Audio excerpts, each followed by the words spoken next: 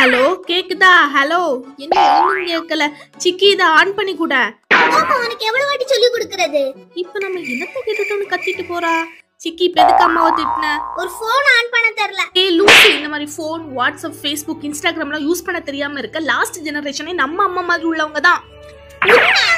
அட ஆமா. ஐயோ சரி ஓகே, நான் உனக்கு greeting card பண்ணி கொடுக்குறேன். அதை கொடுத்து அம்மாட்ட சாரி சொல்லிடு. செல்லக்குட்டீஸ், எங்க அம்மாக்காக நான் இப்போ ஒரு greeting card தான் பண்ண போறேன். இந்த உலகத்துல நம்ம நிறைய பேரை மீட் பண்ணிருப்போம், பட் ஒரே ஒரு பர்சன் தான் நம்மளுக்காக ட்ரூவா இருப்பாங்க.